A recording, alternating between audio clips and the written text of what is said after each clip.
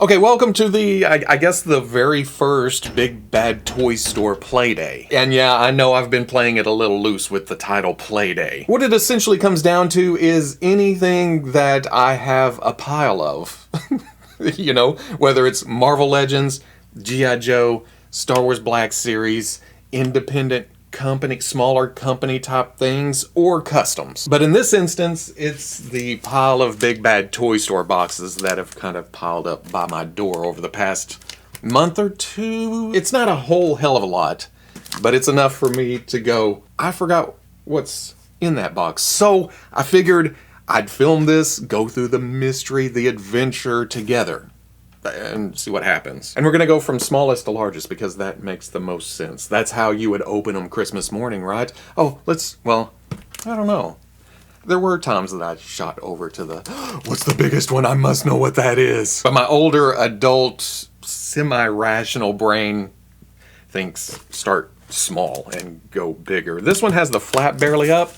You can't quite see what's in there, but it's almost like a tease. You know it's a toy though. Right? Perfect world, I would have another camera set up above, showing down, but it ain't a perfect world. Oh, okay.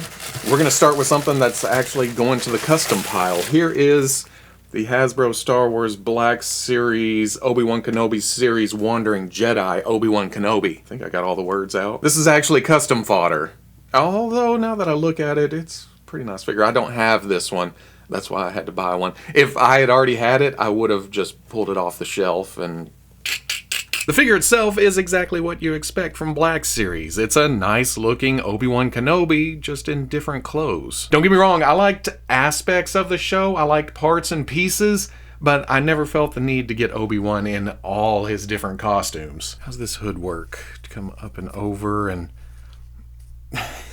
No wire. I guess if you do this, it lays okay, but I always want to do this, and oh man, that would look good, but sprung. What about without the coat? Take that off. That has a lot of custom potential, a lot of custom possibilities. Background characters, in disguise Jedi, whatever, but I have a very specific purpose for this. I got this custom kit from Scoundrel Stock, and yeah. Oh yeah. You do some dremeling in places, you put this waist belt thing on, like a belt. Well, belts can go other places, but saying waist belts kind of have alternate hands, and then the head is part of the upper body, which slides right over this, apparently. And I'll have a vintage-inspired Black Series squid head. Best thing about it, though, don't have to paint eyes. Ooh, that's where I'm getting to when it comes to customs. I have my decals I haven't tried out yet, but if I can streamline the process a little bit, make it a little faster to get things finished, get things in my... Oh, look what I did! I made a custom! Then, yeah. Plus, it's a much-needed character, so yeah, I'm excited about getting this started. But I also didn't have a Black Series scaled Lola, and that's kind of cool to have. And then I'll have an extra Obi-Wan Kenobi lightsaber with the dark blue blade, which I prefer. So it all works out. You gotta make do with what you get. Let's go for box number 2, which is slightly larger. Maybe, well, yeah, it's taller and a little wider. Definitely because you can see the box on camera. What do we have here? Oh, okay. Yeah, something I was on the fence about and didn't order when it was first solicited, but came back around to after I saw some pictures and stuff. I couldn't help it. Here is the Medicom MAFEX Mandalorian Bo-Katan. I think I said something like, oh, I'm perfectly happy with the Black Series Bo-Katan. And you know how that goes, usually. It does look like kind of an upgrade, and this and that, and the colors and the sculpt. We'll see. Oh, and I'm liking Bo-Katan a lot more than I thought I would. Not that I thought I'd hate it, but you know how it is. You have the Black Series, you go, it's good enough. I don't need to order the expensive import. But then getting it in hand, oh, I think everything about this is an upgrade. Especially right off the bat. Let's compare this. Which one would you rather have? Now, I like that Hasbro went through the effort of making this helmet removable. You can just slip it on and it looks good, but man, there's something to be said about plastic hair that's not being forced under a helmet. Her hair had to be shaped like this in order to go under here. The MAFEX doesn't have that restriction because the helmet is an alternate head. It has the metallicness that imports tend to do sometimes, but it doesn't bother me as much as like Luke's gold blonde hair. This is more of a shining, shimmering in the sunlight red hairdo. Not to mention the other colors, the gunmetal of the armor, the bluer tint to some of the pieces, the darkness of the bodysuit along with the brown being painted in. Not so much on the Black Series. Brown of the leathers looking more brownish leather-like. The extra paint apps to the back bootstraps. And then the dirtiness, the grunginess being a bit more detailed. And I know that's a weird thing to point out, but look here. You can see the scuff marks and everything. Here, it just looks like splotches. And then, again, the hair, but the likeness too. It just seems more Bo-Katan. But that's the kind of stuff you should expect for the higher price of an import figure. So, there's nothing wrong with this. But after I saw this, and being a MAFEX collector who has been skipping more here and there, I thought, I'm going to go back. I'm going to get this. It looked pretty good. Plus, Medicom didn't over-engineer the holsters like they've done with some other figures lately. Although, getting the guns back out of the holsters is kind of... Okay, how about this? We push up. Oh, look at that. I have to think about it a little bit. The blasters with a little blue metallic on it, the grips painted, the silver, that looks good. The articulation is a bit hindered at the shoulder because the cap inside is meant to be part of the costume, and then she has a shoulder pad out here. So there's not as much forward and back and up and down, some dumbbell joint action as the other figures, and then you get plastic on plastic violence when you try to raise the arm. Dumbbell at the waist, the leg raises up, goes back. Oh, I missed that armor plate right there. Now that I know it's there, yeah, it gets in the way of out for the leg. Knee comes up, elbow comes up. How hard is it to swap out the helmet? Put that on there. It's just a ball joint. It just goes on. It works. Well, dumbbell, and that gets all kinds of movement. But with the look of this, I don't think I'm ever going to have her helmet on. She's just going to be helmetless, standing on the shelf. Those kind of displays, those kind of photos. She also comes with 2 pointing, giving command hands, 2 splayed out jazz hands, 2 trigger finger hands for those pistols, and 2 fists for fisticuffs. And then in the package, she has relaxed hands. There are 2 blast effects that plug into the jetpack. There's a shooting out grappling hook for the gauntlet. You can also swap a blade into that same spot. But like I said, this is going to be my helmetless Bo-Katan for the shelf. And if I need an action one, well, I can always swap the head here, but there's also this one. Oh, that's the MAFEX helmet. I can always put this on here and then have this one as my rough and tumble Bo-Katan. While she fits right in with the MAFEX Ahsoka and Mandalorian, she looks just as good with the Hasbro Black Series Casca Reeves and Axe Woves. Yes, she is slightly taller than the Black Series Bo-Katan, but proportions, details, everything else, I'm okay with that. Also in the box is the Medicom MAFEX Captain America Winter Soldier. You'll see here in a minute, I have the SH Figuarts in-game or the later version of Bucky with a custom head on it, but my main 3 is Medicom. They're MAFEX, so they're slightly larger scale, and I figured, from what I've seen, the heads look pretty good. It's a MAFEX body. Let's see if this fits in with the rest of the crew. It does look good. This is probably one of the better licensed Bucky likenesses out there. And I love the sculpt work. The shirt coming down, looking all leathery, having some wrinkles, having these straps, padding, whatever the hell that is on the front. And ooh, look at the metal arm. If I didn't know any better, I would think that's die cast. The silver with the metallic star is just so well done. Then below you get into the pants, you get the knee pads, you get the bunchiness above the boots with the straps going around, the laces. Everything is so well done here, but there's just a stiffness to it, or a stick up the buttness. He just seems very rigid, and I think a lot of it has to do with the hair hanging down. You can get some poses out of the body, but you can never get the head where it needs to be in order to fully realize that pose. A lot of that is because of the collar. It tried to be open in the back, but there's just no movement to the neck itself. If this could glide back a little, then maybe, but as is. Those little touches of silver below the collar, that's nice too. The dumbbell shoulders with the cap does work better than Bo-Katan. You get some up and down, back and forth on both sides, and I like that one's metal, just poking out. And there's quite a bit of movement to the torso too, but that comes at a cost, because if you look down, there's some gappiness. I mean, you can see daylight through there. That's on top of the belt constantly riding up. It's just a simple matter of pushing it back down, but the further down you go, the more you see that jutting out. I do like that the knives come out of the sheath though. There's also this one below that. And then on the hip, there's the more stiletto type. But no guns, which is odd because Winter Soldier used guns in that movie. He's got the shells on his belt, which is awesome. Those little touches of gold to the overall color scheme. But he just comes with the 3 knives. He comes with splayed out hands, relaxed hands, tensed up hands, bigger knife wielding hands, the smaller knife wielding hands, and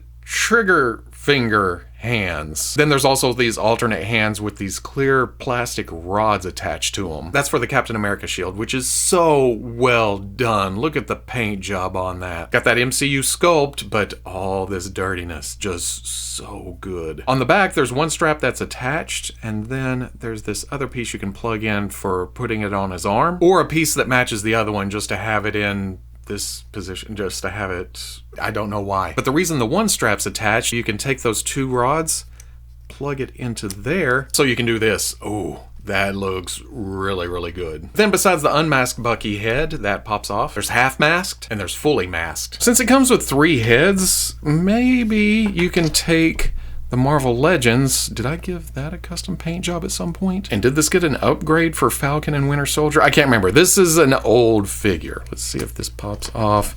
And it's not compatible. That's a big old ball joint. That's a teeny tiny dumbbell joint. I've seen those pop out, but I'm not going to do it to this one because it's so new. It's so fresh. I just opened the dang thing. Don't get me wrong. I have nothing against customizing brand new figures, no matter where they came from, but yeah, it seems like this insert's glued in. I think it was a comic book Wolverine where it just came right off on the ball joint, and then the socket for the insert would fit right on a Marvel Legends peg. And not so lucky this time. But looks like that would be pretty damn sweet on the Marvel Legends body, because the Legends and the MAFEX are about the same height, but the proportions are so much better on the MAFEX. Here's the MAFEX in-game Thor and Captain America, and these fit fairly well together. Because here's the Bucky I'm replacing on that shelf. Now, I love this figure, but it's just too small to go with the rest of them. And what I'm doing is the best versions, or my favorite versions of characters. It's not all in-game or Infinity War or Winter Soldier. It's just what I like when it comes to costumes and size. And while I like this, I also like this costume, because you cannot deny that Winter Soldier was badass when he showed up. And that's a custom head for the SHF, and again, plus minuses, I think Bucky just has one of those faces. People say he looks like Mark Hamill. He could have doubled as Luke Skywalker, and Mark Hamill has one of those faces. So if he looks like that, then it has the same problem of trying to capture that likeness in plastic form, right? Bigger box. What's in the box? This one's longer, but shorter.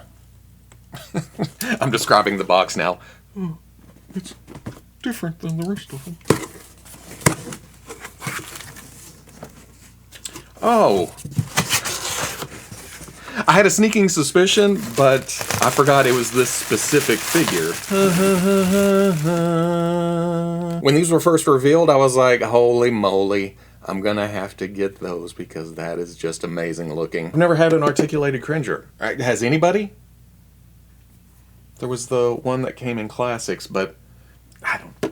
That's the main draw, but Adam looks pretty cool too. And no, I don't collect Origins. I collect Cartoon Collection. It's got to be Filmation inspired. I had the vintage figures when they were vintage. So getting slightly updated versions of those is cool. I like to look, but I don't follow it. I don't buy them. But these, harkening back to the cartoon and just giving me those feel-good vibes from back in the day.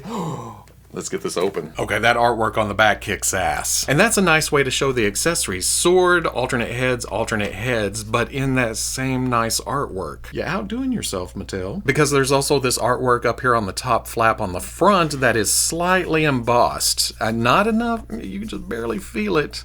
But, ooh, premium. Taking a look at Adam first, because truthfully, this is the pack in. Don't get me wrong, Adam is super important to a Masters of the Universe display, but you bring this in with the package, and look at all the thing. And this kind of falls by the wayside. Not in a bad way. You know what I mean. Because it's Prince Adam in cartoon collection style. The white undershirt, the pink vest, the black belt with the gold buckle, the purple trunks and boots, the lavender stockings, the white trim. It's Adam. Even more so in the head. Look how Filmation-y that looks. And if you want to go a little extra mile, there's also this alternate head of him just having a good old time. But you know there's business to be taken care of when he whips out the power sword. Same shape and colors as the one that came with He-Man, but if I were to dig really, really deep... What? No! Prince Adam is not He-Man. It almost looks like there's a little more metallic flake to the one that came with He-Man. This feels a bit more vintagey though, because I guess it's the vest adding some thickness to the shoulders. That makes the arms a little less defined, and it looks like the head is sitting right on the body. Whereas He-Man's is floating above. I was gonna say human proportions, it's still He-Man proportions, but Adam just comes off as a little more stuffy. Like I said, I don't collect Origins, but I do happen to have this Prince Adam because I needed the Sky Sled. As you can see, the cartoon collection is a slightly larger scale and more natural feeling with the articulation and proportions. Now, you still get that vintage feel with the big old muscles and the kind of stubby legs, but not as much as Origins. Or should I say Origins proper, because for some reason they call a cartoon collection Origins too, I guess because of the popability. But Origins is very, very vintage inspired. Cartoon collection is just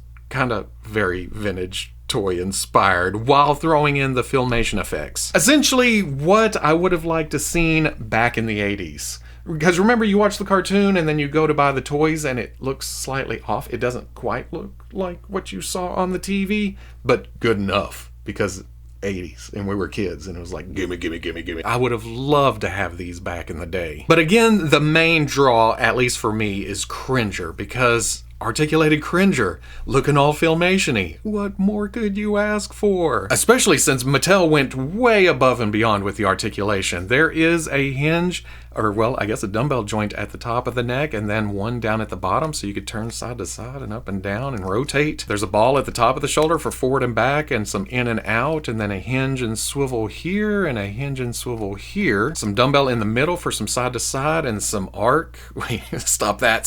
Same ball joint to the back leg, in and out, forward and back. Then there's a hinge and swivel here and a hinge and swivel here and a hinge and swivel here, and then a swivel and a hinge for the tail. Basically, an amazingly articulated Cringer. Who'd have ever thought we'd get this? And while this head is awesomely good, there's also this alternate head that has a little more fear to it. And an articulated jaw. Did we know that? Or did I forget that? Either or. So that should, oh, yep, there's your dumbbell joint. That should pop right on, and man. Oh, scaredy cat. Or just relaxing around the palace. I just love everything about this. Is this where we got the up and down hinge for the weapon wielding hand? Because He-Man's was side to side. Ooh, am I gonna try this? Oh, it does pop out. Skin tone is just barely off. But hot dog, that works. So I guess now we need a cartoon collection Battle Cat. Finally, there is the big box. And after finding out, or remembering what was in that box, I know what's in here. And, ooh, let's see what's going on. Yes. Is it just that? It is just that. Which is okay, because okay. Unintentionally themed Playday. Giving us something that we've never had before. Yeah, I had to get the collector. Plus the double meaning here. Look, collector. That artwork's awesome. Look at Battle Cat doing the I have the power. Rawr. I've only reviewed Beastman, Skeletor, He-Man, and Man-at-Arms, but I have, and haven't opened yet, Stratos, Tila, Trapjaw, and Merman. And I just ordered Web Store and Evil End this week from Big Bad Toy Store. They are on the way. I got shipping notice yesterday. Should I have waited for those to come in? Nah. Had to get this open. And how can something so simple be so sweet? Isn't that the basis of Masters of the Universe in general? So simple, but so sweet. Because looking at the shape of this ship and the details and everything, I am so surprised that we haven't gotten this in plastic form before. I mean, it's essentially a turtle shell with some sculpted details coming around, the arms coming forward, and then the windshield on front. The fins up on top, and oh, well, okay. There's kind of a base for it, but it's not a base. It's attached to the ship. It has some vents around back. There's some sculpted tech detail to the bottom, but mostly that's just there to keep the ship level whenever it's sitting on a shelf or a table. And while that's all neat as hell, it's the inside that's the star of the show. Well, okay, the inside of the canopy isn't much to look at. It's pretty much just the inverse of the outside sculpted detail, and then you can see the screws for the windshield. But down here, look at the sculpt to the seats. You have the two pilot's chairs, which one, I guess, controls the flight. That's on a ball joint, so it moves around. And then the other is like speed or something else. There is some extra sculpted detail there. Some hoses, some rivets going around, this tubing going between. But then there's Skeletor's seat back here. It's got some horns, some thorns up on top, and of course it's gold. Oh, and there's also a face right there. That's odd. Are those a reference to something? Do I not remember that? Surprisingly. In front of that, there's this clamp that I thought at first I was missing a piece, but I do believe that's for holding his Havoc staff. Or, well, get them in there first and then clamp that down. The figures don't sit as comfortably as you would think with the added articulation. They still do that old school legs straight out kind of thing, and you do have to lean them back slightly, but it definitely doesn't look bad at all. Although to get Beastman to reach the handlebars, you do have to bring them away from the back of the seat. There's also these foot stops right here to hold them up in the seat, in position. Closing the cockpit isn't much of a problem for these two, but Merman has the fins sticking up, so every time I try to close it... Oh, well, no, there you go. And look, you can see the figures through that windshield. Coming through! The clamps on the side do extend out on these clear yellow tubes. And that's for reaching out and grabbing good guy figures. Flying in, scooping up a Masters, and flying off into the sky just, whoa, no! Please don't drop me, please. But you can also use these included blast effects to make those blasters, just raining fire down from above. And you know what? After swooping it around like I just did, the figures held in place. Even Merman, who is a little bit... Oh, well, he popped out when I popped the cockpit, but stick him back right there. He's ready to go. Too fast, too furious. You can even see through there. What's going on in there? So at the end of the day, any day I get to play is a good day. Again, this was surprisingly themed for Big Bad Toy Store's first play day.